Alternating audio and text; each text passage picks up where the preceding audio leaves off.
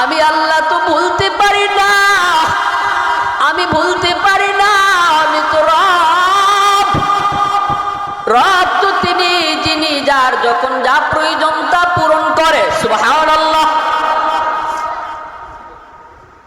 তখনই নূহ আলাইহিস সালাম কই, মালিক, এজন্যই তুমি মালিক, তুমি রব আর আমি তোমার গোলাম।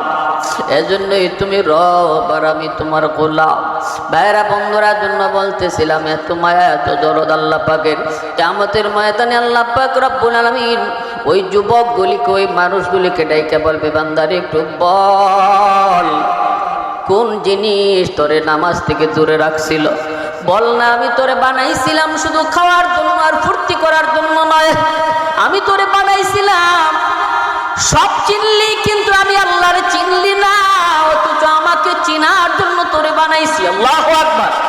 ওয়া মা খালাকতুল জিন্না ওয়াল ইনসা ইল্লা লিয়াবুদুন আই লিয়ারিফুন। আমাকে চিনার জন্য তোরে বানাইলাম, বানাইছি আমি আমাকে চিনার জন্য। আল্লাহ পাক রব্বুল আলামিন বলতেছেন, নূহ, তাহলে তুমি তোমার উম্মতদেরকে বলো নৌকায় ওঠার জন্য। প্রচন্ড পরিমাণে বৃষ্টি হবে, ঝড় হবে, তুফান হবে, তামাম দুনিয়া পানির তলে ডুবে থাকবে। সবাইকে প্রস্তুত থাকার জন্য বলো। একজন বৃদ্ধা মহিলা কয়, নবী গো, আমি বৃদ্ধা মানুষ, দুর্বল, পারাপারি করে নৌকায় উঠতে পারবো না, আমি বড় দুর্বল। যখন নৌকায় আপনি উঠবেন, যেদিন উঠবেন ওই দিন আমাকে ডাক দিয়েন। নূহ নবী কয়, ঠিক আছে, আমি ডাক দিব। কিন্তু আল্লাহর কি মর্জি, আল্লাহর পয়গম্বর নূহ আলাইহিস সালাম তিনি বলে গেলেন ডাক দেওয়ার কথা। বাইরে তিনি তো চলে গেলেন। ওই বৃদ্ধা মহিলা আল্লাহর বান্দিকে তিনি তুলতে পারেন না, ইয়া ছিল না। নৌকায় চড়ে তিনি চলে গেলেন। ইরাকের যদি পাহাড়ে লাগলো, 40 দিন পর্যন্ত তামাম দুনিয়া পানির নিচে ছিল, পানির নিচে ছিল। এরপরে যখন পানি শেষ হয়, নূহ আলাইহিস সালামের তখন মনে পড়ে, হায় রে, আমি এটা কি করলাম, আমি তো আমার বুড়িমার কথা ভুলে গেলাম, হায় হায়, এটা কি করলাম। দ্রুত গতিতে তিনি আসলেন তার একটু খবর নেওয়ার জন্য।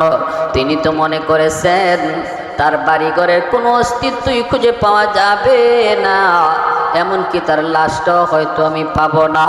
হবেই তো এমনই হওয়ার কথা, কারণ এত বড় ঘূর্ণিঝড়, এত বড় প্লাবন, 10 তলা 20 তলা বিল্ডিং পর্যন্ত নিশানাহীন, অস্তিত্ব নাই।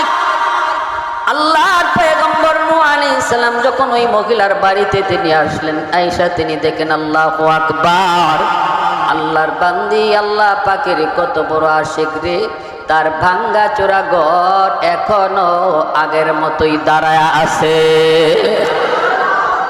আল্লাহ যা পারে মানুষটা পারে না, ঠিক কিনা? আরেকটু জোরে বলেন, আল্লাহ যা পারে মানুষটা, মানুষ যা পারে না পারে কে? মানুষ যা দেখে না দেখে কে? মানুষ যা শুনে না শুনেন কে? নূহ আলাইহিস সালাম সিজদায় পড়ে আল্লাহর শুকরিয়া আদায় করেন, ডাক দিলেন, মা। ওই আল্লাহর বান্দি ঘর ঝাড়ু দেয় আর আল্লাহ আল্লাহ নামের জিকির করে। নূহ নবী যখনই ডাক দিলেন, মহিলা ডাক দেয়, কয়, নবী গো, ঝড় কি শুরু হয়ে গেল নাকি তুফান কি শুরু হয়ে গেল? আল্লাহর পয়গম্বর সিজদায় পড়ে আল্লাহর কাছে কান্দে, মালিক, কিছুই বুঝি নাই, ঝড় তো শুরু না, ঝড় তো শেষ হয়ে গেল, অথচ তোমার বান্দির খবরই নাই। আল্লাহর পয়গম্বর আল্লাহর কাছে কান্দেন। মহিলাকে ডাক দেয়া বলেন, মা গো, ঝড় শুধু শুরু না, ঝড় শুরু হয়ে শেষ হয়ে গেছে, দুনিয়ার কিছুই বাকি নাই, তামাম দুনিয়া তো পানির নিচে ছিল, তোমার কি কোনো খবর নাই? তুমি কি কিছু টের পাও নাই? মহিলাও সিজদায় পড়ে কয়, নবী গো, আমি বিন্দু পরিমাণ টের পাই নাই, আমি টের পাই নাই, টের পাই নাই। আল্লাহ পাক রব্বুল আলামিন নূহ নবী কয়, মালিক, একটু কও না, কও না, এখানে হিকমত তুমি কি রেখেছ? রব্বুল আলামিন তখন কয়, নূহ, তোমরা নবী গোয়া উম্মত বলতে পারো, আমার বান্দি এত করে কইছিল তুমি তারে খোঁজ করে নিয়ে যাবা, ইয়াদ করে নিয়ে যাবা, তুমি ভুলে গেছো যেতে পারো, কিন্তু আমি মালিক হইয়া আমার বান্দা বান্দি বলতে পারি না।